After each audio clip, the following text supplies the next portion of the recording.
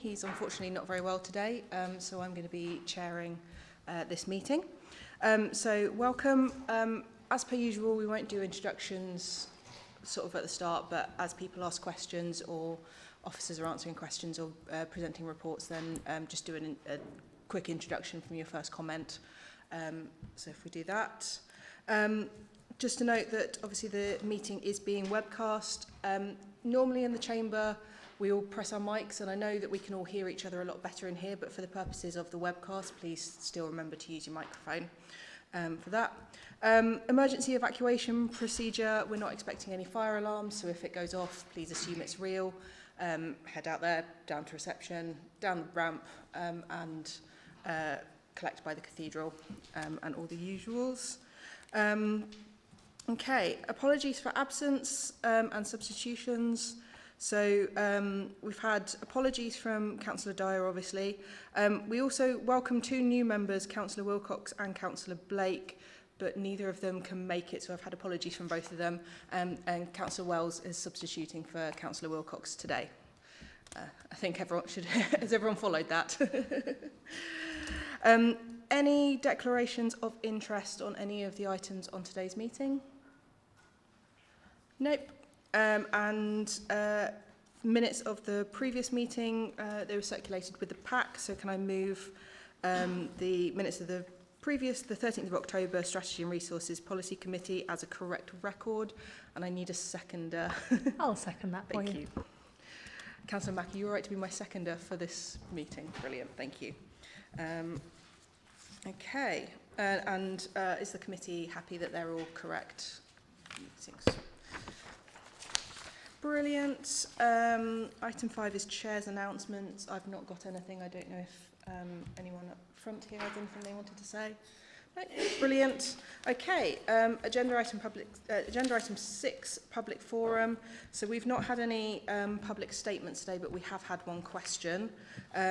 So questions and replies were circulated to committee members and published on the website in advance of the meeting. And there is the opportunity to ask 2 oral supplementary questions in total if the questioner wishes. Is Andrew there? Have you seen the reply and are you happy? Yeah, feel free to come up to the microphone. Right. Hi, Councillor. When I first asked about the accounts for the Bottle Yard Studios in a Freedom of Information request last month, I was given a response by the Head of Culture and Creative Industries that it would take the Council too long to provide the accounts. Judging by today's response, that answer was not true and was an attempt to mislead me. I was going to address this to Councillor Dyer, but you'll have to have it. Can you tell me how council taxpayers are supposed to trust anything the council says? Because Councillor Dyer is not here, I am going to pass you over to John Smith, who will be responding. Good afternoon. We obviously treat the financial affairs of the Bottle Yard Studios as part of the culture service because it is not separated out currently. We did do some work as part of the sales process, as you know, to look at specific funding around the Bottle Yard Studios, and that information which was released to bidders separately as part of a confidential process. I think some of this was set out in the answer. Forgive me.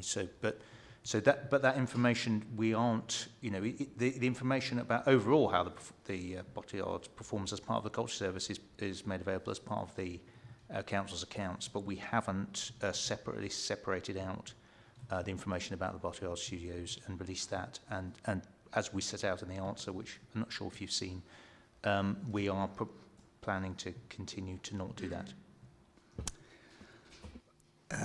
Well, I only have one supplementary left, so again, would have been a question I'd ask Councillor Dyer. Because am I right to think that council officers are running a business for which they have no qualifications and there's no oversight by its investors, that's the councillors and the council taxpayers? I'm sure you know about the history of the Bottle Yard Studios, but obviously the studios were set up there by council officers some time ago, utilising the space that was available, and they have grown the business, and it's performed really very well and created an opportunity. Numbers. Okay, well, I mean, so to say the team that have built the service aren't able, qualified to run it, I don't agree with. Thank you.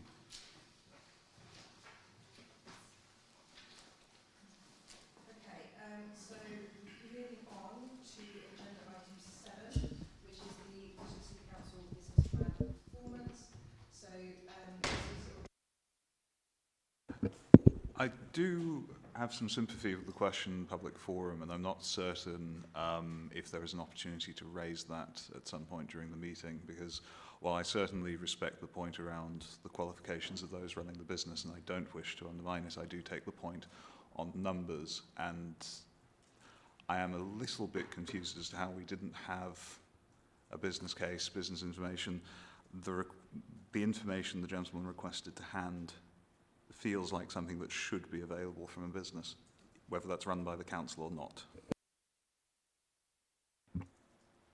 Thanks, Councillor. I mean, just to clarify, and I think John might correct me if I'm getting this wrong, we're not saying the information isn't there. We're saying that it's commercially sensitive, so we wouldn't release it. And of course, the Bottle Yard Studios is competing against many other film studios in relation to its business, and therefore it is important that from a commercial perspective, that information isn't held in public. And as the response to the question explains, that's why it was only given out to those people that were interested during the marketing exercise that was held earlier in the year. So if we as a committee decide that we would like to see that information, that we would like sight on that commercially sensitive data, it will be available on request through the committee system. I'm not saying I just make a request and it instantly goes to me, but I think we did make, I'm looking at John actually here. I think we did make some information available when we looked at it previously. We can certainly recirculate that, and that's not a problem. that might be helpful in due course. assume that would be an exempt session, and out of, yeah, so we could use that function so that there's oversight. Brilliant. Okay, so sorry. Agenda item 7, Bristol City Council business plan and performance framework. So this report asks members, so this is just for noting, the adoption of the new Bristol City Council business plan and performance framework, respectively. Business plan and performance framework both cover the period of October 2025 to March 2028. And I think, Tim, you're speaking to this one. Yes, thank you, Chair. So members will recall that earlier this year we brought the new corporate strategy to full council for approval. Following that process, we have made the council's business plan, which provides the next level of more granular detail on the council's actions to deliver its priorities. Members who have been here for years will remember that we normally provide that business plan in April each year to run for the length of the financial year.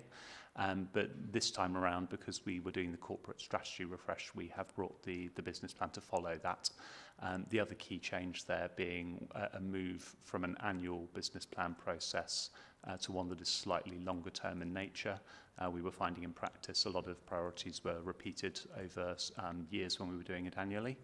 So we have moved to a 2.5-year frame on this edition of the business plan to see if that longer term view provides a more stable planning basis to work from and to report from in future. Across the 5 priorities of the corporate strategy and the 15 objectives, the business plan sets out 44 specific actions to deliver those. Some of those are direct delivery, some are where we are enabling outcomes, and some are where we are advocating for change. But all of them is the council's specific role within those actions. We've also included 14 high-level objectives under our council working together principles from the corporate strategy that put a little bit more information on how we're bringing to life some of our work around working as one council, working as one city, recognising the city's many communities, and taking a more prevention focus in our work. We have also listed key items from the capital programme within the business plan, 26 capital projects across the life of it that are closely linked to the delivery of objectives. As you say, Chair, this is just with you for noting today. This has been approved by the Council's Corporate Leadership Boards, but very happy to take any questions from members about the contents therein. The business plan is then accompanied by the performance framework. Again, this is something which has moved from an annual basis to a longer term view. And on this iteration, with that new corporate strategy and business plan, has been redesigned from the ground up. It is a fairly complex item, and I'd refer members to page 61 and 62 of their packs today for perhaps the most straightforward explanations of the performance framework. You will see there it is now split into several tiers. So we have tier 1 of the performance framework, which covers items we're measuring from the business plan, but also some high-level metrics that are of interest in delivering the Council's objectives, and also a set of organisational health metrics, which are considered to be a good set of herd indicators for how the business is doing. You'll be able to find a list of those organisational health metrics on page 76 of your packs, and I flag those as it will be Strategy and Resources Committee that will have the oversight of those. They will be provided both at a corporate overview level, but also with an ability to drill into that information at a divisional level in the Council in future.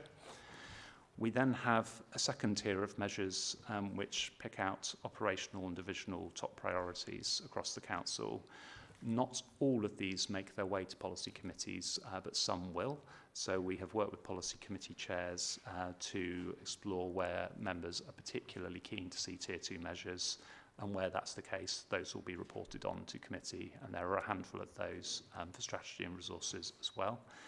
There's a table on page 62 of your packs that sets out tier by tier where these metrics go to. We then have a final tier, tier 3, which is service level management information. Those won't be seen by committee, and indeed they generally aren't seen by management team meetings unless by exception, unless they really need to be. But they round out and give us a much more granular view down into the Council for managers to use on how they're performing. So across the totality of that framework, there are 445 different measures. So a real industry there, but a thorough one, and making sure that we do have a very strong overview and strong depth in our reporting across the various management forums available. On page 67 of your pack, you'll see a full count of the metrics by tier and by where they go. Finally, on this item, I just want to flag that we have also taken the opportunity to refresh the Council's governance structure around performance management. Previously, quarterly performance reporting was brought to the Council's Corporate Leadership Board as an item on an otherwise busy agenda. We have taken the opportunity to introduce a new performance board. It is still populated by Corporate Leadership Board members, but it provides us with a longer and more in-depth opportunity to look at performance once a quarter, and will be a standalone meeting where we'll be able to go into a good amount of detail ahead of information coming to committees for quarterly reporting. So I'll leave it there. I appreciate it's a lot of information, a lot of numbers in there, but Rebecca Baldwin-Cantello from the Performance and Data team joins me, so any questions hopefully we'll be able to cover. Thank you very much. Any questions from councillors? Councillor King and then Councillor McAllister. Oh, sorry, Heather, Heather. Thanks very much, Tim. I guess my first question might be, I'm not quite sure how we're able to, what our ability to engage with this is, because it's quite a finalised document, isn't it? So I had a few very small pedantic-y bits, and then a slightly more substantial question. So, like, one of them would be that there's quite a few of these things that don't have. It says there's no key performance indicators for this objective, and I'm sure that's not the case, but the document does say that, so I guess it's just a bit like, why does it have that for, there's some in environment sustainability and some in transport, where I know there are actions underpinning those things, but there's no key performance indicators. So that I think it makes it seem a bit tricky to kind of, how do we follow the progress and track it if we're not listing those KPIs. Come back one at a time. Yeah. Yeah, so Rebecca may want to chip in here as well. And so, yes, within the business plan, there's a limited number of objectives about directly mapped KPIs. And that doesn't mean that there aren't KPIs for that general theme, but it will mean where we've got these specific actions set out that aren't KPIs specifically aligned to those actions that we felt had a direct enough alignment to measure their delivery. So those will typically be measured by milestone delivery. So within the performance dashboard, members will receive, you'll sort of have a red, amber, green status on the actions and an explanation from officers about how those actions are being taken forwards. But what you will then see within the metrics and the performance framework against any given theme will be other KPIs on the theme, say, of transport, for example, which will be where we're measuring overall progress on transport, but they might not have specifically aligned to the actions in the business plan. So that's why the performance framework covers more ground than just what's listed in the business plan. Okay, so on the one about improving the resilience of Bristol's people and places in response to climate change, looking at the flood strategy, are we saying there's no KPIs for that objective? I will make sure we come back to you on that. We will probably need to go through the 445 offline and reassure ourselves. I think it will be because there's sort of a fairly broad statement there about overall resilience too. It may be that there's not currently a way to measure that. But for example, on flood defences, there would be a project set up with its own milestones that would obviously be reported to committee and followed through its life cycle. But it might not have an outcome KPI, but of course it will be measured through its delivery. Okay. In the interest of time, I think I'm going to skip my second one, but I will come to my third one. So on the objective, improve the management of land, water and buildings in the city for nature, it has an action 5.3.3, which is talking about focusing tree planting projects on in 3 specific wards: St George Central, Bishopston and Ashley Down and Easton, which struck me as a new direction to go. The Bristol Tree and Woodland Strategy, which I was quite involved with, very talked about looking at multiple indices of deprivation in order to decide where we do a lot of our tree interventions. And when you look at that map on that Tree and Woodland Strategy, Bishopston doesn't come into sort of like the red ragging, the desperate need of interventions at all. Easton, I think, absolutely should be up there, and maybe parts of St George, but my own ward was always a key ward that came up as one of those that has very low tree canopy, lots of deprivation, and there's obviously many others in the city as well. So I'm quite interested as with how we've come to focus on those 3 wards, and I wouldn't expect you to be able to talk to that necessarily, but it's a concern that I'm going to flag, and I'd like to understand the rationale. Yes, thank you. I'm very happy to take that away and provide an answer offline. I'm afraid it's not detail I have to hand. I know John's with us, but it may be a depth of detail that John wouldn't have to straight to hand either. So we'll come back to you on that one. Okay. Thank you.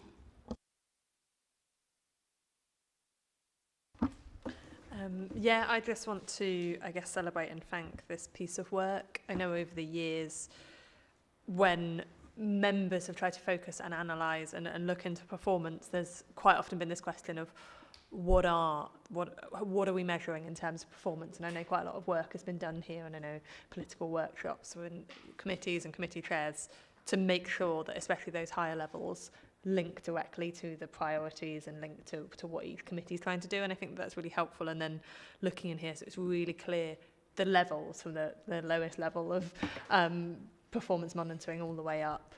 so that everyone can be clear where it's being monitored and how that gets fed up. And I think that's really helpful, and hopefully will focus members on what the KPIs are, because we're more confident that they really apply to the new objectives. So thank you for the work.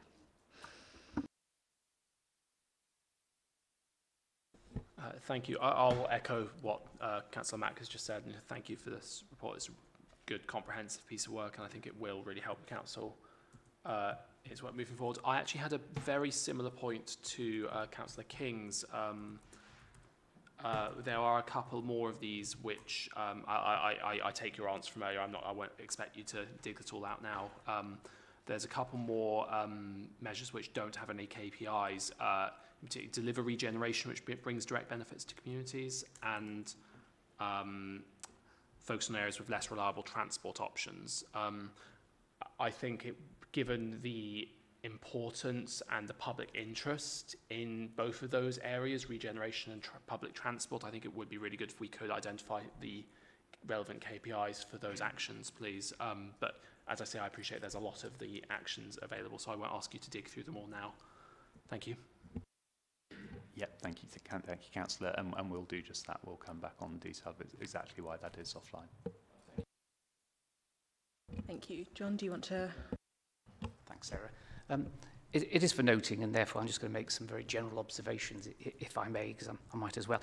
Obviously, it's a lovely, fluffy document and great aspirations and all the rest of it, but there are some tensions within it which I just think we need to be aware of, and I'm sure you're aware of, and that is obviously making it easier and greener to travel around Bristol. There's a tension straight away, because easier and necessarily greener isn't necessarily going to go together for quite a few of my residents who are disabled or elderly, because there's only one thing that is going to keep them going, and that is access to their motor car. Now, they have blue badges, which obviously helps them with parking and stuff. Now, you do cover disabled people here, and you've got a phrase in here: we will draw in funding to remove barriers to accessible travel and transport for disabled people, and work with disabled people to identify the most impactful changes to new and existing transport projects. It's wonderful stuff. My residents would say, what on earth does that mean? We just want to use our cars. So you are going to have some tensions. And similarly, accelerating climate action and nature recovery. Who could be opposed to that? Of course we want that. And we're going to plant some trees. That's great. But we also want to build an awful lot of houses, and we also need to pour a lot of concrete over our green spaces. So there will be some tension. So it's a great document, but I'm sure you recognise that there are tensions within it and challenges. Thank you. Yes, just to say, absolutely recognise that. And then, of course, this is something which is always trying to distill the complexity of managing a city and all of its different challenges. I think in terms of that first issue, I think transport colleagues would point to where we can make other forms of transport more attractive and used more widely for more people, that of course that can then help those who do absolutely have to rely on their cars by having less other traffic on the road as well. So I'm sure that's something that the Transport Committee will be discussing at length during its performance and overview of this. That works as long as you don't close the roads altogether. Thank you. Are there any other questions or comments on this? Tom? No. Oh. I mean, it's glossy, it's bright. It's glossy, it's bright, it's professional, it's a bit corporate in places. There's not really much to comment on. Lots of these things seem like good ideas, but I do take John's point on things being in tension, and the devil will be in the details. Thank you. Okay, if there's no other comments, then I ask the committee to note the adoption of the Bristol City Council business plan and the adoption of the performance framework. Does everybody note that? Brilliant. Thank you very much. That concludes that item. Next part, so this one, agenda item 8. So just to note that parts of this is a key decision. So this is the One Council Transformation Plan 2025 and 2030. So this report seeks the adoption of the One Council Transformation Plan as the guiding framework for delivery, funding and governance of all transformation initiatives. It's a key decision as it involves spend over 500,000 and has a significant impact on 2 or more wards. So I've got Rizwan who will be speaking to it. Thank you, Chair. This report presents the draft One Council Transformation Plan, the Transformation Programme and the future operating framework for the Council. The Transformation Plan sets out how we intend to reshape the way the Council delivers services to citizens and connects with communities. It details our approach to achieving the ambitions in the Corporate Strategy 2025-2030 through a comprehensive whole Council transformation programme underpinned by the new operating framework. As councils across the country seek to meet the financial challenge of becoming sustainable while delivering for the communities we serve, many are embarking on significant transformation programmes. Bristol is no different.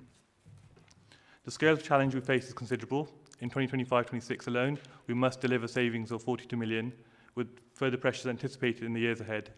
The medium-term financial strategy identifies a funding gap for over 20 million in 2026-27, rising to more than 117 million by 2030-31. These challenges are driven by rising demand in complex areas such as adult social care, children's services, homelessness and SEND, as well as inflation, workforce shortages and increasing public expectations. Incremental efficiencies are no longer sufficient. The scale of savings required, combined with the need to improve outcomes for residents and to rebuild trust, demands a fundamental transformation in how the Council operates, delivers services and engages with communities. Our response is the One Council Transformation Plan. This plan brings together all our transformation work under one coherent strategy, consolidating over 100 initiatives into a single strategic portfolio. It is fully aligned with the corporate strategy. The objective of the plan is to deliver a step change in how we work, moving away from siloed, reactive approaches to a more joined-up, prevention-focused and citizen-centred council. We are committed to putting citizens at the heart of everything we do, ensuring services are designed with and for the people of Bristol, and that our culture empowers staff to deliver the best possible outcomes for our communities. To deliver this, we are introducing a new future operating framework.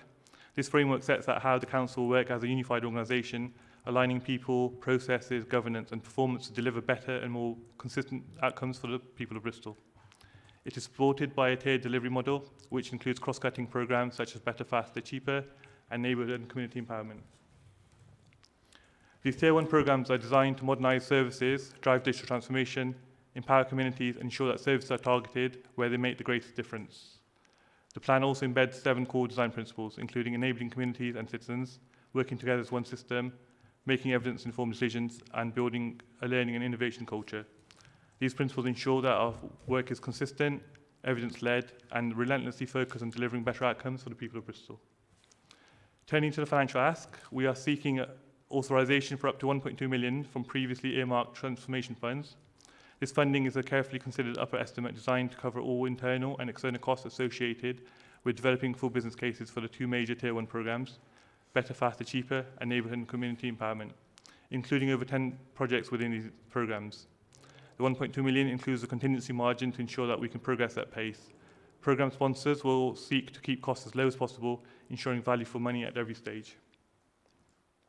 This investment will enable us to identify areas of opportunity for transformation, creating the evidence base for change and develop robust business cases that include full financial implications. All resultant benefits and savings will be incorporated into future council budget setting, ensuring that the transformation delivers both immediate and long-term value. Importantly, once the full business cases are developed, they will be brought back to the relevant policy committee for approval, maintaining strong committee oversight and transparency at every stage.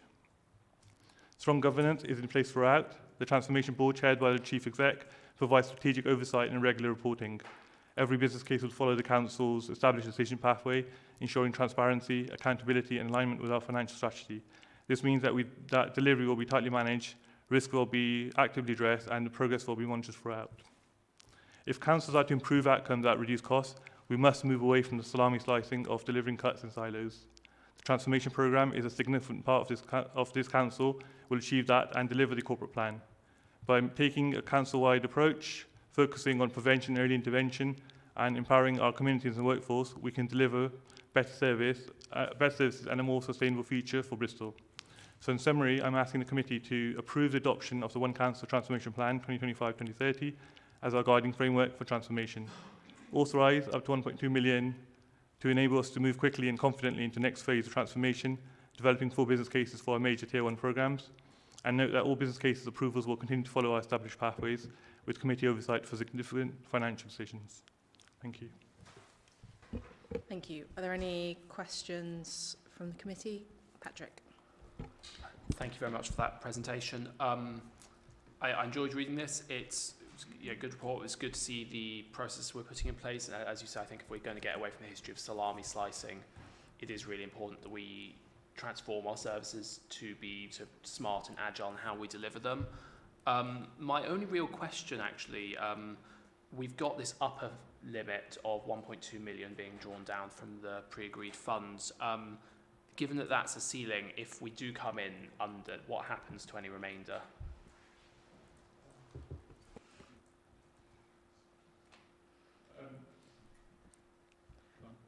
Yeah. Do you want, Andy?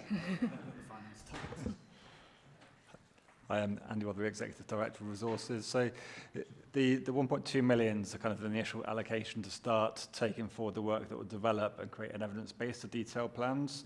So that inevitably will get us to a certain stage, but what this work's going to do is create the next kind of refresh and reset of our transformation program that will go multi-year. So this will be incorporated into future year's budget setting to look at what's the cost implication in multi-years to take forward work, but also what is the benefit of that work, so we can start incorporating savings as well. So this is almost like the upfront feasibility allocation to start taking forward the plan and turning it into cross-council, much more detailed proposals that will have associated business cases. When those business cases are complete, they will identify the full cost of implementation, but also the full benefits, and that means financial benefit, but also operational efficiency benefits also. Thank you. Are there any other questions or comments from anyone else? So it's just on the point around data, actually, and some of our ambitions here. Because I know, for example, we have just moved to a new IT system for Home Choice and a new way of working on that, which I'm sure will be excellent in the long run, but the rollout has not been ideal, I think it would be fair to say. And I appreciate that officers have worked really hard on that, and there's not a reflection of their desire to work with this or their ability. But there are challenges there, and considering some of the ambitious nature of this program, which I respect, I am worried about how we will deal with pitfalls along the way, and whether or not we have the capacity and capability to integrate data and predictive analytics, for example, to that extent, if we have the skill set and ability to do so. Thank you. Tim, were you wanting to respond? Yes. I would agree with the comments that there is a journey to go on in terms of the council's maturity there. Rizwan referred to one of the programmes as better, faster, cheaper, and the money today going towards some of the project development. There are two key projects within that programme I think are critical to this. The first is called Data Maturity, and it is looking at both the council's current platform and technology for how it manages data and analytics at the corporate sort of enterprise level, where we've had some independent review work done and we can see room for improvement. But critically, it also looks at maturity and skills in officers across the entire council. We do see challenges there from time to time in data quality and how data is managed at a local level in the organisation. And this will have a work stream within it, which is very much focused on how we do that kind of training, roll out at a much wider level, stewardship and control of data, which is so critical in these systems. There's also a proposal within that programme to have capability building organisation-wide for data, digital and technology as a whole. And that is really thinking about the skills that our colleagues will need in future. AI is an obvious thing to cite at the moment, but indeed around advanced analytics and the day-to-day use of new technologies will all be covered within that project as well. I mean, it all sounds great, and I look at the data maturity point, and it's like we're going to integrate all of our service data into a unified citizen view. And it's really good to hear that we are taking the capability seriously, because I I'm afraid I don't think it's there at the moment. We've got a whole thing here. Operate within a robust information governance, privacy and ethics framework. I know that one of the continued complaints this committee has been over our approach towards FOIs and to other information governance. I know that transparency was a big pledge from the administration, from the Green Party. So I think we do need to be prepared for this. We do need to work really hard on it. I'm sure that the officers will. I'm sure there is a plan in place. But I can't help but maintain a bit of healthy scepticism on that point, I'm afraid. Thank you. Heather. Yeah, I think this sets out beautifully what we're trying to do with transformation and the case for transformation, which has been going on for a while, and I think everyone accepts and is clearly needed. And I guess I would ask all members to consider this and consider all of the good points that we are trying to do. This is what we're spending money on, but when it is the other side of we need to get money to do this, which ultimately leads to some of the work that we'll look at in a minute about property disposals, because that is a method that we have for bringing the money in to fund this. And to try and be consistent with the will to do this work and the will to give us the resources to do this work. And I think one of the cases for me would be, when we're looking at commercial properties that don't have the return on investment that we would expect to have, and in what way is it within the council's priorities to have a commercial property, and instead being able to sell a property like that and therefore buy housing for temporary housing and give people somewhere much better to live than a B&B and save us a lot of money. And so I think I struggle with the fact we all know that what's in here is really, really sensible, but when it comes to actually bringing in the money to do it, that's when we start to disagree. So I guess I just urge people, if you support this, understand that this plan comes with the how do we fund this plan.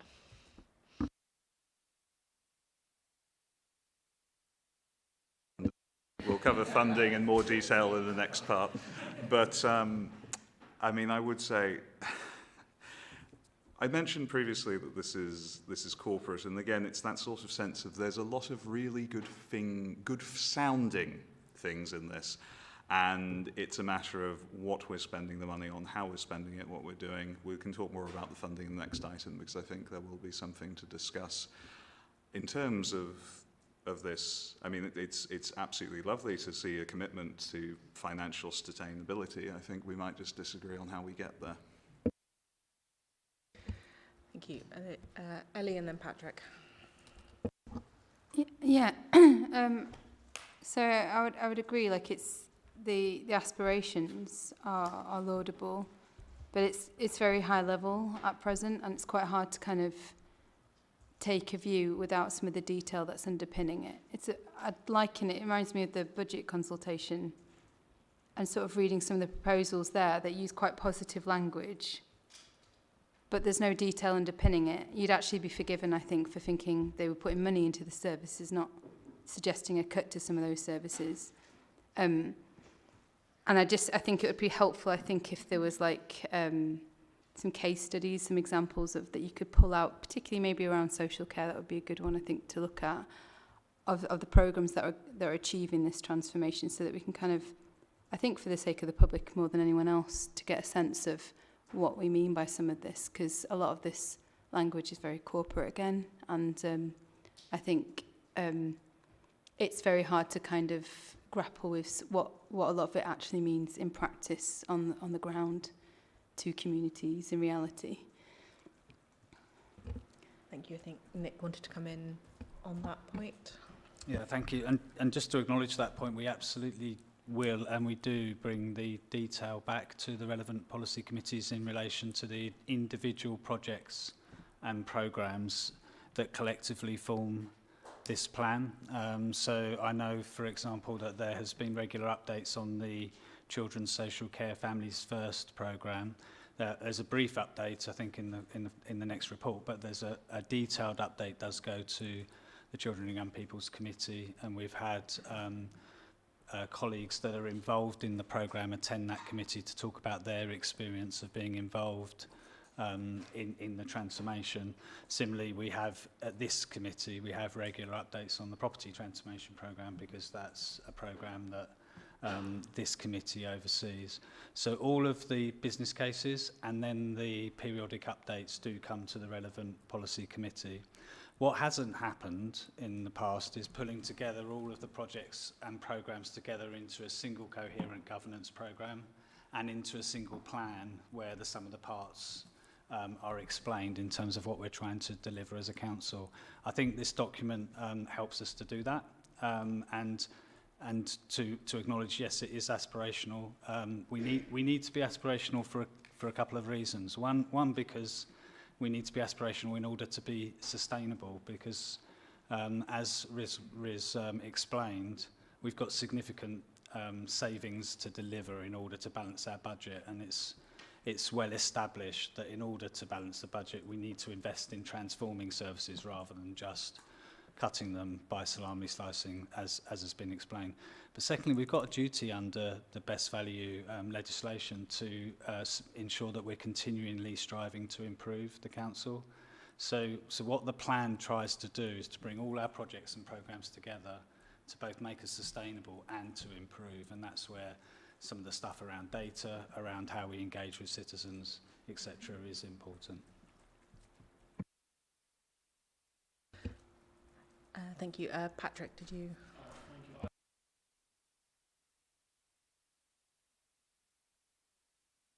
Not used to it not being in the chamber, excuse me.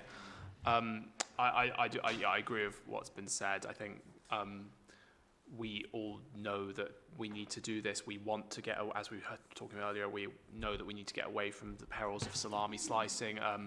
Obviously, disagreement on how we can get there is good, but on the principle of transformation, how we fund transformation, if there is a if there's a magic formula that is available to help us fund these transformations and deliver our services with less money, with inflation and continual tight grip on national purse strings, for instance, I think we'd all really like to hear it, and I'm sure places like Birmingham would as well. This is what's on the table for how we can continue to deliver the services that our city relies on. Thank you. Were there any more questions or comments on this report?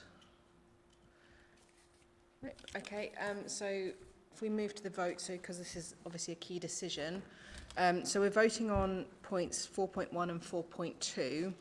4.1 is the Committee for Strategy and Resources approved the adoption of the One Council Transformation Plan 2025 to 2030 as the guiding framework for the delivery, governance and oversight of all transformation initiatives as set out in the report.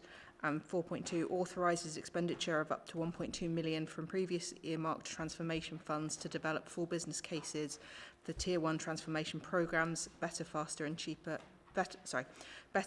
cheaper and neighbourhoods and community empowerment, including their component projects. Delegates authority to the Chief Exec in consultation with the Section 151 officer to approve progression to full business case stage within this funding limit. And then points 4.3, 4.4 and 4.5 are to note. I was just noting that the other 3 points for noting because I'm not going to read them out. So, with regards to the vote on 4.1 and 4.2, can I ask for a show of hands all those in for... Oh, sorry. Give me my can job. I ask for a seconding? Can I second it? Thank you. And can I ask for hands all those in favour of those 2 points?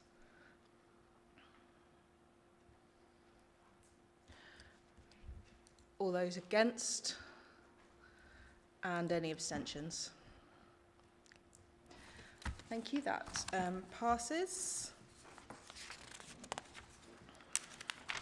So, now moving on to agenda item 9. Just give a few seconds for the musical chairs. So, agenda item 9 is the transformation portfolio quarterly update. So this report is just for noting. So this report provides an update on the current 25-26 council-wide change and transformation portfolio of programmes and projects. And I believe we have Tara Dillon to report. Thank you, Chair. Afternoon, everybody. So this report, as the Chair said, is just to give Strategy and Resources Committee a high-level overview of progress to date. So there's no decision specifically requested. So I thought I'd just pull out a few key points before we get into any questions. So This is the quarterly update of the organisation's change and transformation portfolio. This portfolio comes under the oversight of the One Council Transformation Programme board, which came into effect in May 2025 when oversight moved from our corporate leadership board. The board meets monthly and provides dedicated top-level oversight to the highest priority change and transformation initiatives across our organisation. As at October 2025, the transformation portfolio consists of 115 initiatives, so that's things that are live and also items that we have currently within our pipeline. And funding that is an investment of up to £32 million worth of transformation funding, which is primarily raised through the flexible use of capital receipts. For that investment, the activity within the portfolio directly aligns to 46 savings lines within the MTFP, and that's delivering a total of 68 million over 5 years, with anticipated further savings due to come online as new savings initiatives and transformation ideas mature. In addition to the financial savings, the portfolio also delivers a range of non-financial improvements, cost avoidance and debt reduction benefits. Our current status overall is amber as of October 25, and that view takes into account some solid delivery that we've seen across a number of areas. So later within the report, that's detailed across some of our Tier 1 and 2 projects, but also acknowledges that there is still work to be done to fully secure the benefits, and there's the usual levels of kind of planning and risk management challenges that we're actively monitoring through Transformation Board and through dedicated programme and project boards across the portfolio. At P6, accountable officers report that £25 million worth of savings will be secured and delivered in year this financial year. That is a £7 million shortfall against our £32 million target for this financial year 25-26.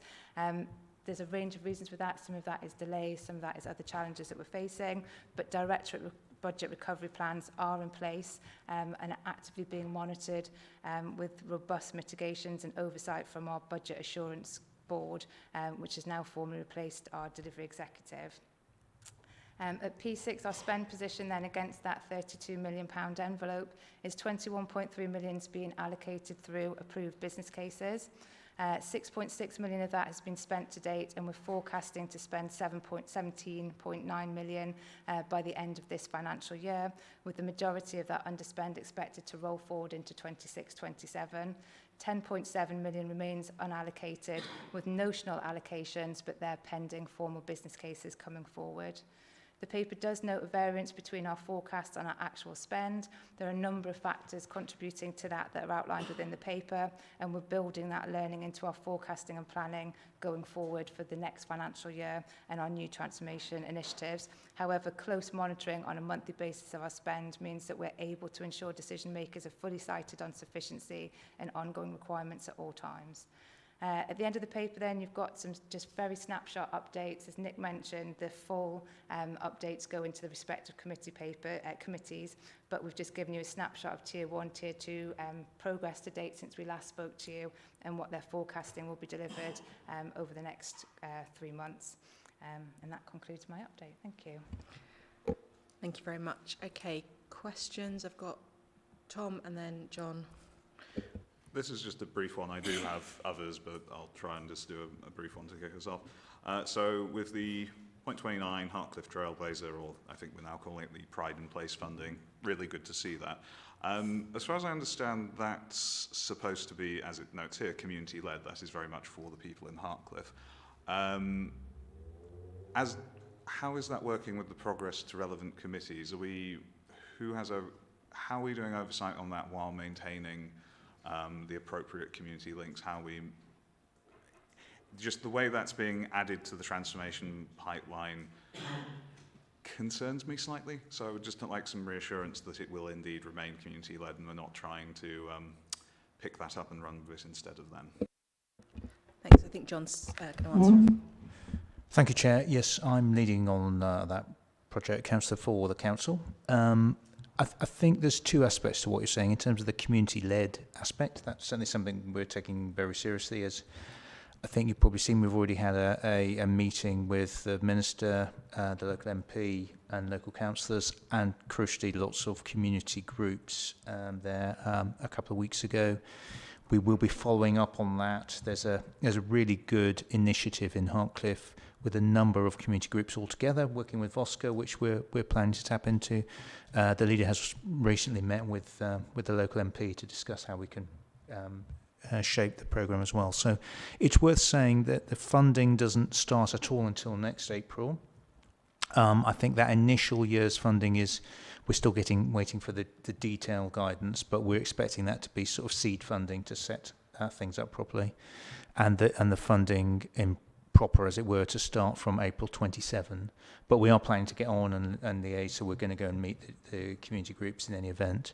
But we're really clear that we will be informed by communities and community groups and not go with a set view from the council officer's point of view about what should be there. In terms of governance, I think at the moment that is an open question. In terms of committees, I think it will probably depend on what type of area the programme develops into. It is quite a blank canvas in terms of objectives. But at the moment, we do have some transformation resource just to get things going, and one of Tara's team has been allocated to the programme, so it's just being listed here as a transformation project for the moment. So for the interim, we'd report into SNR, I would imagine. Okay. Good to hear in terms of the interim thing, and yeah, I can see it could, there could be bits on housing, there could be bits on public health and communities. It's quite open, but yeah, thanks for that. I think Councillor Mack just wanted to come in on that one. Yeah, I was lucky enough to be along for the minister's visits and see all those Hartcliffe community groups, which was great. And much to my surprise, I've had similar thoughts to you, Tom. Got to say it occasionally. So yeah, I think that it is really, really important that we don't get ahead of ourselves and keep communities and their views in the centre of this. And I heard a really brilliant thing that was going to stick in my head, which was about community-led housing and the impact on the health and the well-being of the community when something is led from the community, kind of regardless of what it is. I mean, we hope that will get the best, obviously change the result and get the best result for the community, but just that ownership. We have recently met with OSCO and sort of talked about what that looks like, and we talked about Ambition Lawrence Weston, which was very much community-led, their idea, and they took forwards. So I guess what I'm saying is, sort of from a leadership perspective, I'm hearing that and making sure it goes in that direction.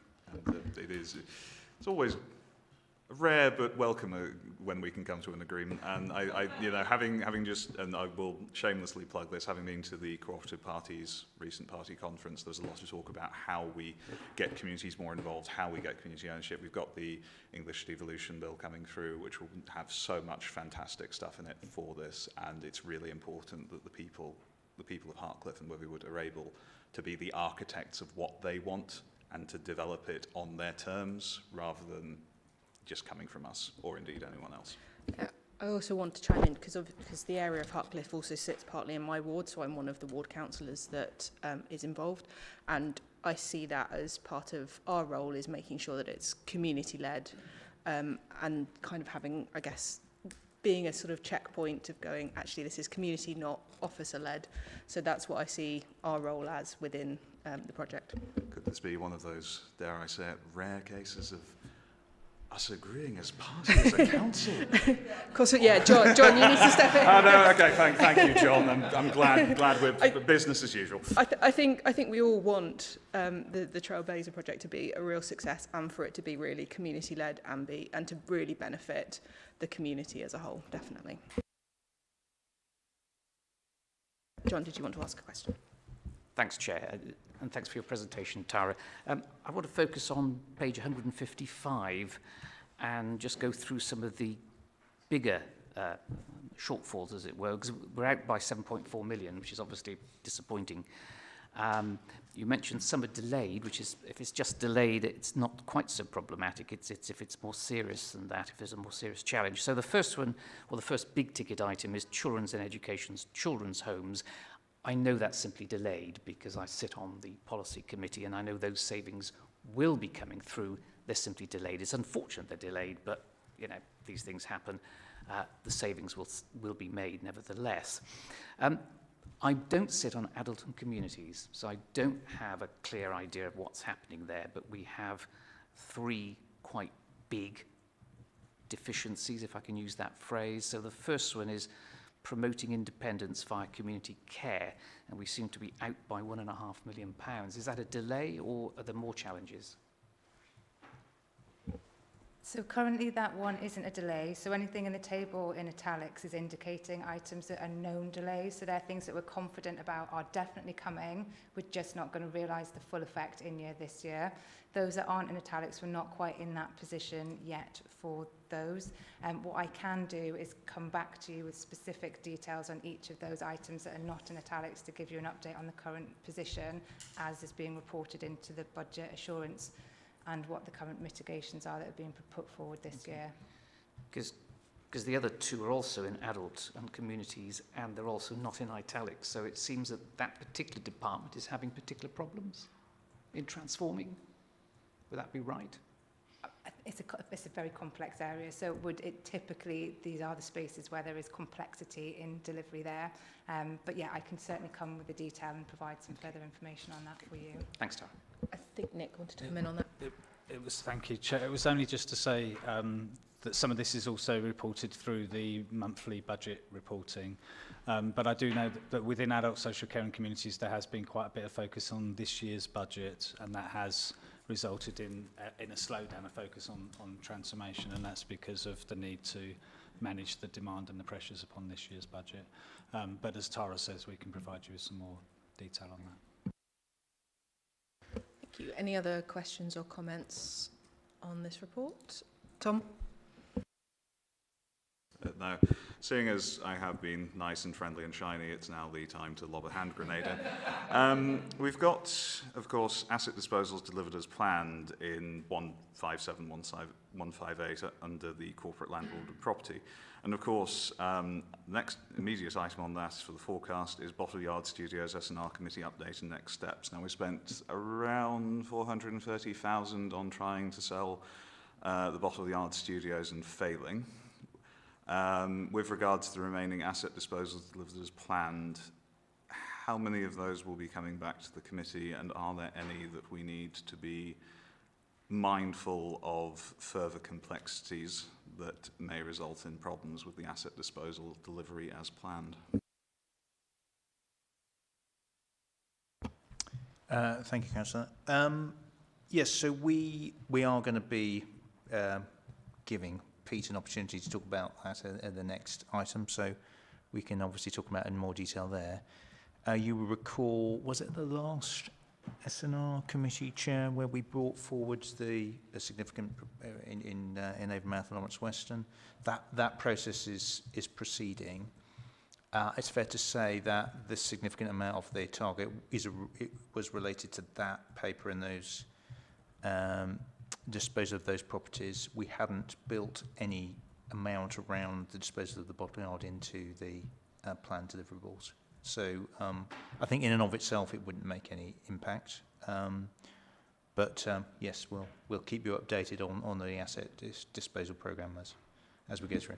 Appreciated, because I think we do need to be mindful of the kinds of assets we're disposing of and their longer term impacts. And I think we have gone over the bottle yards quite a bit on that point, but I think it is an indicative example of those kinds of questions. I'll leave it at that. Thank you. Any other questions or comments on this report? No? Okay. Oh. It's kind of a little one towards John, actually, as much as anything else, because I know the delay on children's homes, was that in relation to Gorham Homes properties that we built specifically as children's homes? And how long has that been delayed for again?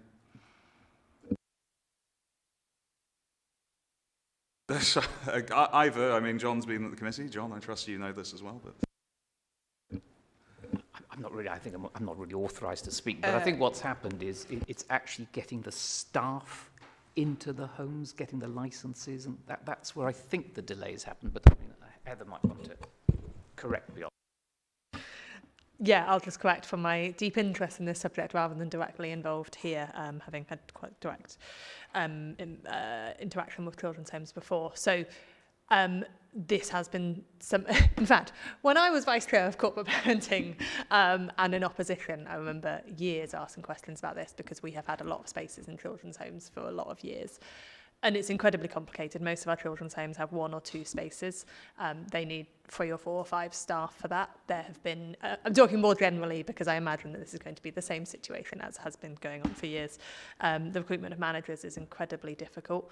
The recruitment of other staff is also difficult. And then even when you've got that, the matching and the placements, so you want to have a children's home that ideally you have 2 children, and the children going to children's homes are going to have very complex needs, and the process of matching to get 2 children that can go to a children's home together can take quite a long time. So they are incredibly valuable, but they're incredibly valuable when you can make them work properly, and it is a frustration.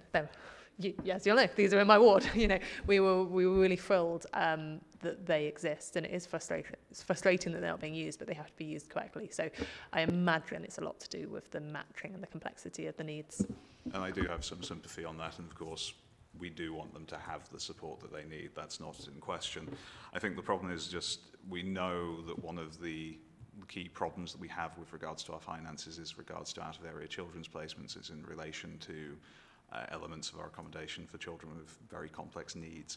So my concern is essentially we do want to be as on top of this as we're able to be, because it is such a big issue.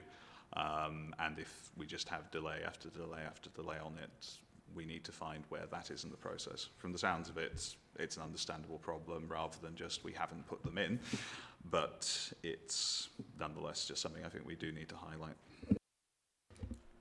Thank you. Okay, any more final questions or comments? No, brilliant. Okay, so as I said, this report is just for noting. So I ask that the Committee for Strategy and Resources notes the Transformation Portfolio Quarterly Update Report. Are you all happy to note? Brilliant. Thank you very much, everyone. And on to agenda item 10. So the agenda item 10 is the Property Task and Finish Group Closure Report, and this is one that we'll be voting on, although it's a non-key decision. So this is a closure report on the process and output of the Property Task and Finish Group, seeking agreement of the recommendations, including the endorsement of the surplus asset disposal process, and asking the committee to note the development of a new corporate landlord asset management strategy. So Pete will be talking to it, but then I will also offer Councillor Mack an opportunity to speak afterwards as you chaired the group. So Pete. Thanks, Chair. So this report brings back the findings and recommendations from the Task and Finish group that was set up last year. And as the report details, it met on 6 occasions to explore and understand a variety of areas of interest, from how we go about our disposal process, understanding what our asset base is, giving an understanding and oversight in relation to our community asset transfer policy, as well as looking at our current, or what was our property strategy, and developing through what working draft could be for a new corporate asset management strategy in line with the development of our introduction of our corporate landlord model. So we met on 6 occasions, and this report summarises in terms of where we started and also what we explored. There was an appendix, as the Chair indicated, which was a summary by the Chair, by Councillor Mack, in relation to what each session discussed. And we felt the 2 key outputs coming out from the Task and Finish group was the development of the corporate landlord asset management strategy, which is brought to light in point 8. And we haven't yet concluded the drafting, as in the design, and the finalising the document, although the core content has been agreed by the group, but we want to bring this back to a future S&R committee for approval.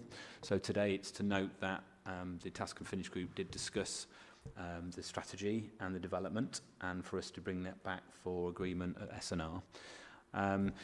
Also, the core recommendation is linked to the surplus asset process. So one of the appendices in the report is a flow diagram giving you visibility in terms of when an asset is deemed surplus, the process that we follow.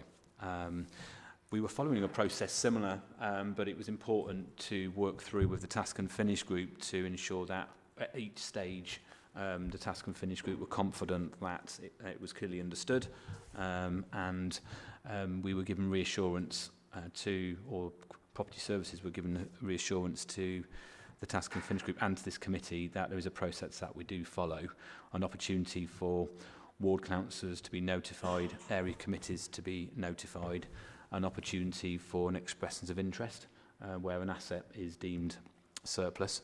And one of also the appendices in the pack is a new template that we will be completing, both ourselves as corporate landlord to provide the core information on an asset, but also an opportunity for an interested council service or a community group who will be able to express an interest. So this previously wasn't followed in this comprehensive way. The flowchart brings to life the process of engaging to get to a point of whether an asset can be repurposed and expresses of interest, taking it to the Estate Strategy Board, which is an internal group, which Councillor Tony Dyer as a leader sits on that group as the member representation to receive the outcome of that surplus process. And that outcome to be brought to S&R committee as to if an asset is to be retained, to be disposed, or to be repurposed. The term repurposing is very important for me in the context of ensuring that if we do have an asset, we do consider if we can repurpose that asset for temporary accommodation, for children, for adults.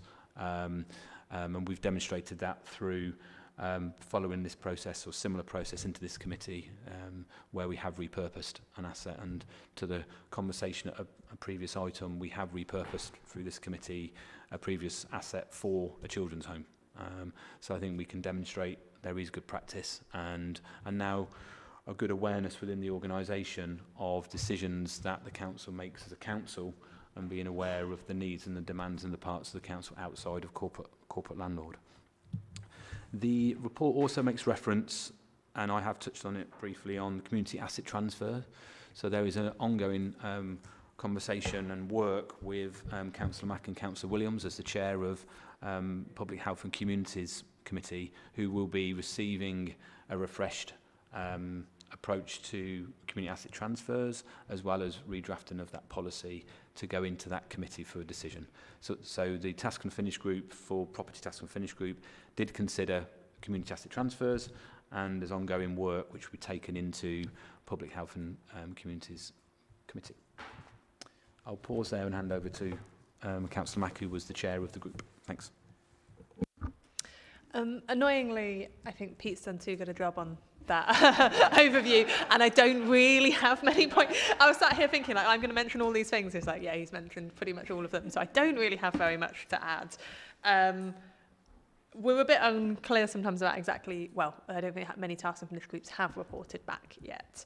But I felt the need to do things properly. So I wrote a review of every single meeting that's in the report if you want to hear exactly what the discussion was like. But especially around the asset disposal process, I think that was really helpful. And I think there were points such as when we started discussing, well, how would ward councillors or area committee councillors get involved? And then some of us were also sitting on the committee model review group that had just been discussing what area committees would have done, and actually having enough people around the table who had enough of a broad experience across the council, I think really helped that process. So that because I don't think we would have got to the area committees point if it just hadn't been happening at the same time. So that document and that process, I think I hope that all the members are really reassured that we're going through all of the steps. I liked the consistent template for how we are looking at properties, how when we're getting responses back from services about whether they want a property or not wanting a property, making sure that's all consistent so we've got the right information, because I know that that's something that has made some decisions here difficult. It came just at a good timing that both me and Councillor Williams have been talking to community groups and looking at community asset transfers and trying to review that policy and make that consistent. And so just kind of cheekily expanded the work as it seemed to relate very directly to this task and finish group. So helpfully develop, sort of adding in another policy in here, which, as I say, is in progress at the moment. I think that things around property and especially that bigger question of transformation and the asset management structure is quite a technical and complicated area. And so I'm glad that we had the time as a task and finish group to dive into it, but it is probably difficult for members unless they have some sort of asset management background to really dive into that. So I'm thankful for everyone who did contribute, with the acknowledgement that it's quite hard work, and we definitely had twice as many meetings as we first expected, but that's not surprising considering the how much work there was to do. So thank you for those who took part. Thank you. Any questions? I've got Ellie first. Thanks both for the intro. Sounds really productive. I had a question on, which I'm kind of hoping is a typo or something, but on page 172 of the pack, it goes on about the process to dispose of assets, and it sort of talks about the 3 criterias that could be used to determine whether a building is surplus. But it says when any one of those 3 criteria, that's when it can be deemed a surplus rather than all 3. And so the 3 are that 1, it's no longer required for operational delivery. For example, it's not delivering a service for 3 months. It's a strategic decision that's been made to streamline delivery in line with corporate priorities. And 3, there is not sufficient revenue budget to maintain the asset to be safe, compliant and suitable to deliver services. I guess my question is, did you have conversation around it going through, should it be going through all 3 of those before it's deemed a surplus rather than any one of the 3? I was going to say we didn't, well, we did have discussions, but we didn't discuss or agree whether all 3 need to be met. That was the 3 areas which we deemed it would be surplus, so not to tick all 3, but yeah, I do think it's correct that it could be any one, because when we're talking about operational delivery, a lot of our assets aren't for operational delivery, so it couldn't be all. We couldn't use the judgment of all 3. So I think they do. I think they stand alone because they each consider different sorts of properties. Yeah, okay, I take that. But when applicable, all 3, shouldn't there be a process of just naturally going through all 3 of those conversations when applicable? I take your point that maybe not all 3 would be applicable to every situation, but if it is, wouldn't it be good best practice to have it as going through all 3 to make sure? I think that I would expect those conversations at the estates board, once we've gone through that process before we made that decision, we'll be touching on all of those 3 if it was applicable. I think to Councillor Mack's point, yes, we do own a large number of assets, both in the operational, commercial and development, and so not all would be operational, but I would be expecting the conversation to be informed at a state strategy board, for example, about if an asset is not operationally required and also doesn't have a budget, then clearly that is something that would add to the justification for a disposal. So I would expect us to be discussing budgets, discussing decisions, and also whether it's required or not. One of the introductions of process we brought in via the corporate landlord model is to ensure that we do complete strategic asset management plans for every single division in the council. So be very, very clear from a strategic perspective that is that asset required by, for example, children's services to operate in that locality. What's the expectation? What do we as corporate landlord need to know? And that will inform then how we then approach that asset in relation to repairs and maintenance and continue to that to be operated. If that service believes that locality, that asset was no longer required strategically, we'd expect to see that in their asset management plan, for example. Okay. The problem is, though, the language here doesn't reflect that, I suppose, in that sentence. And so right now it says, you know, if one of these 3, so there's not sufficient revenue to maintain the asset to be safe compliance, but that hasn't considered those other two, and the kind of the complexities that's within those different criterias. It's just, it makes me nervous because it doesn't mandate you to consider all those three different areas, whether they're applicable or not. And then obviously if they're not, then that's fine. There's a reasonableness to that, but when they are, isn't there something there to kind of compel you to look at all three? And I think it's a quick language change, really. You could literally add at the end of that line, when applicable, and then you'd be having to provide the rationale for why it's not applicable, and then go through those three processes. And that, I just think, gives a bit more assurance that we're going through the rigorous process that we need to in order to kind of decide whether an asset is actually surplus or not. Councillor Mack, did you want to come in on that?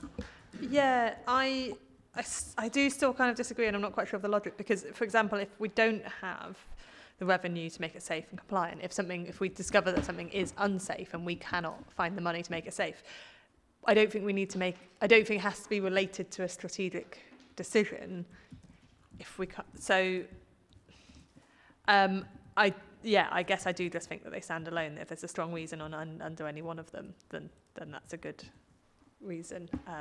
But I can't imagine that we wouldn't be looking where we can look at all of them, which I guess does come to the where applicable. But I wouldn't argue, if something is only unsafe, it is unsafe.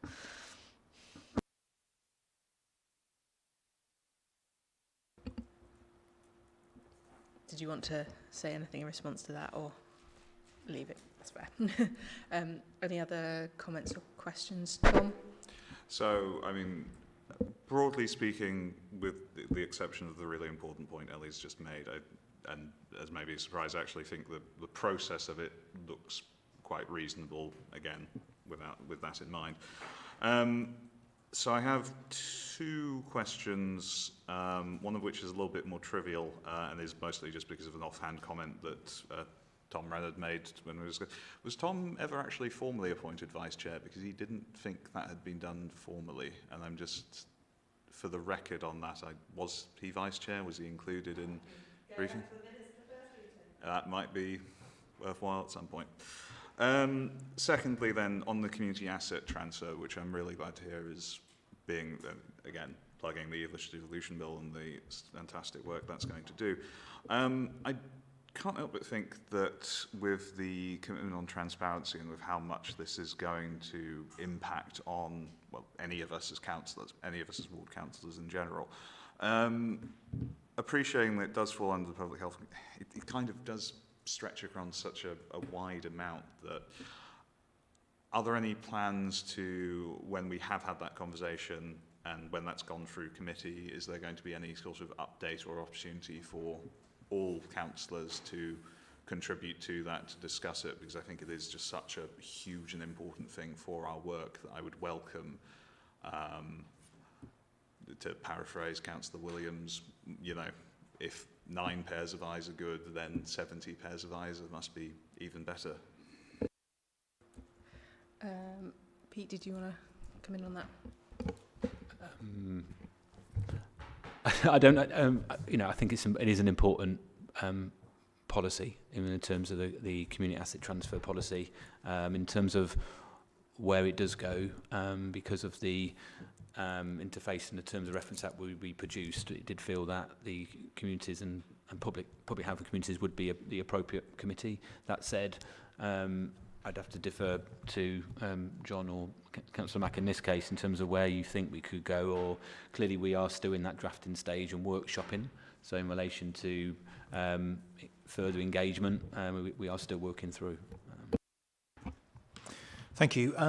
Yes, it is within the remit of that committee, isn't it? Which is why we referred it there. But we could obviously talk to the chair. That's not a problem.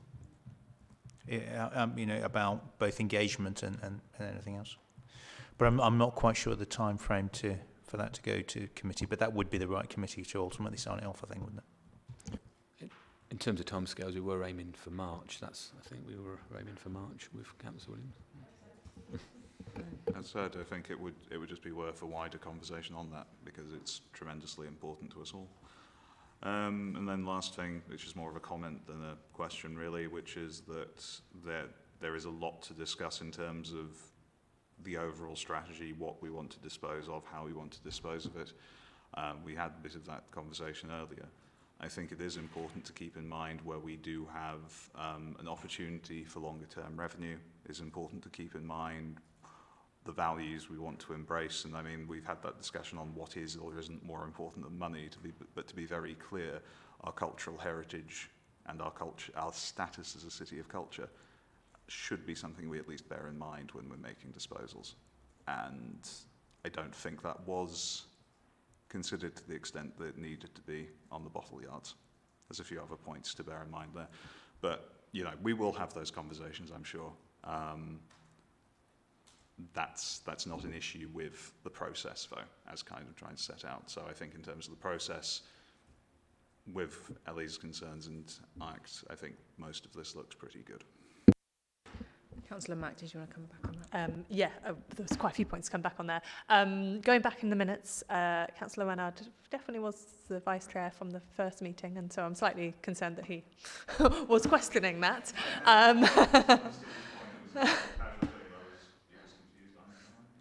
He's on so many committees.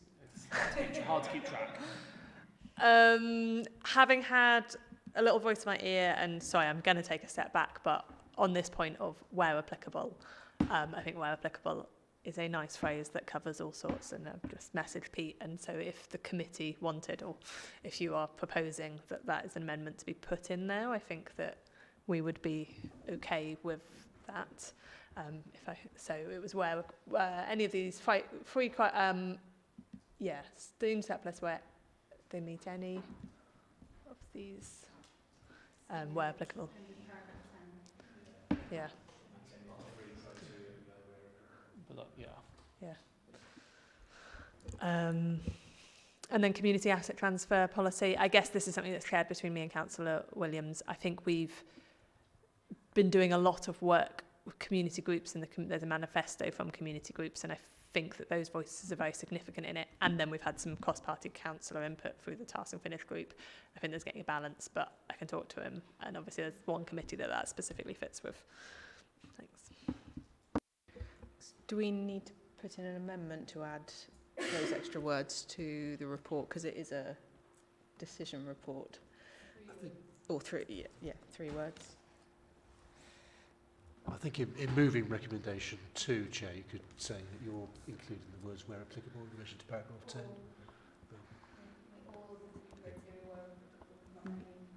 Meet all of the 3. So it's changing the word any for all. Where applicable. 3 criteria where applicable. Okay, I'll add that to point 2. The wonders of the model. Were there any other questions or comments on this report? Can I just, I'd just love a little bit of an update on community asset transfer. Because I've heard you've mentioned a few times that you're looking at it. So I'm just interested, when do we hear how it's going to work in the future, and have you got a date in mind, and who would that come to here to kind of note, or would it just be would we get a report to note on any new changes to the community asset transfer process? I think that's part of the workshops, and the outcome of that will then update the policy, which will go to currently the Public Health and Communities Committee in March. So there's ongoing conversations, and there was, as Councillor Mack mentioned, there was a number of engagement work that Councillor Mack and Councillor Williams have been doing, as well as engaging with our property team, so the neighbourhoods team within corporate landlord in relation, who were the authors of the original policy, to work through what that policy should be moving forward. Great, thank you. It'd be wonderful to hear about how that team's getting resourced properly as well, because for me it's been an ongoing issue for much of the times I've been a councillor, that it's come down to mainly just one person to do a lot of the work on that across the city's community assets, and what a brilliant job that person does as well. But they are sorely resourced, and I think there's also a point there to make about handing over that knowledge, which is when it's held by just one person. I think there's a fragility there in case that person moves on or retires, and how we sort of pass on the knowledge in all our wonderful buildings and the communities that run them, and how that passes on from the team. But I've made that point with you several times, and I'd be interested to hear how it's going to get addressed. Did you want to come back? Councillor McAllister's let me jump in just to respond directly. So it's a sneak peek on some of the things that's both been requested and discussed without, you know, as I say, if it actually fits within another committee. So I guess I can't make promises. But one of them is that there's been a tendency to look for greater income from community asset transfers. And me and Councillor Williams and the other input was that if a community partner is doing significant community good, we wouldn't expect significant income from that property. So that is one significant direction that we're going in, and also just it being more, the process being more transparent, more obvious, and also looking at the length of leases is something that came up a lot, that organisations need a decent length lease in order to get other capital grants, and we want them to be getting money from elsewhere, so we want to support them in that. So those are some of the significant changes. Pete, did you want to come in on that as well? Just to acknowledge Councillor King's comments regarding resources structure. Yes, you know, the team work very hard and tirelessly, and it's important that we do look ahead in terms of succession planning. The corporate landlord implementation is looking at structures, the creation of a corporate landlord business unit, and in the context of community asset transfers, of ensuring that that interface with our colleagues in neighbouring communities, and the role around the engagement pre-CAT, post-CAT, and that engagement is really important. So that's definitely an improvement we need to make. And the resourcing level, yes, that's something that we are working through regarding the stand-up of a new unit, the business unit, and a new structure to which the community asset transfer team is within. So there's within the operational estate. Yeah, we'll give you reassurance that that is being looked at, working through. We've brought in 2 new officers into the team and as property partners, which is really positive. So that's good to wrap around that support. So we will continue on standing that service up, and we've definitely in mind succession planning is very important in the context of the officer and the team that you'd referred to. Thanks. Patrick, did you want to come in? Yes. Thank you. I just had a quick question, really. A few of my other questions have actually been answered by the discussion previously. We've got a 3-week window for other departments and council and companies to express their interest. Is that long enough? We've got a lot, you know, the council's a big, galumphing organisation sometimes. Things can take longer than 3 weeks. If people are off sick or on leave or whatever, I can very easily see 3 weeks not being long enough and someone gets back from holiday and finds that the deadline expired 4 days ago. So that's the initial window, and we feel that the relationships and our knowledge we've got of working with our colleagues, that is enough for a team, and it doesn't have to be one officer that would be within that team to give us that understanding. With having the asset management plan in place, we will know what assets we would expect a service to be working from, but with an opportunity of understanding a need or an interest or a pipeline of work in an area, I'd expect a team would be able to identify that initial expressions of interest. What I would be expecting then, as it goes into the stage 2, then that fuller detail in terms of a full expression of interest would be completed by that service as well in relation to the context of repurposing. So that for me, maybe the word initial, so it's that initial engagement would be 3 weeks is, I believe, enough. We've tested that through colleagues and through the State Strategy Board already. Otherwise, if we're holding assets which may be vacant, for example, not all I know, I appreciate, but it's moving it through the process as quickly as we can. And likewise with the engagement with ward councillors and community groups who may be signpost our way, it's important then to have that initial conversation to then in terms of the business case for wrapped around the expressions of interest template. Thanks. Thank you. Any other questions or comments on this report? No? Excellent. Okay. So as I said, this is a non-key decision, but it still requires a vote. So the Committee for Strategy and Resources, point 1, approves disclosure report for the Property Task and Finish Group. 2, approves the corporate landlord surplus asset process with the addition of the line meet all, paragraph 10, meet all of the 3 criteria where applicable, and then note part 3, which notes the corporate landlord asset management strategy will be brought back to the Strategy and Resources Committee for approval. So on points 1 or 2, do I have a seconder? Seconded. Thank you. And can I ask all those in favour raise their hands? That looks unanimous. Thank you very much. So that has passed. So that concludes the meeting, everybody. So thank you very much to everyone today. I know, we're an hour and a half. If anyone speaks to Tony, please do mention that.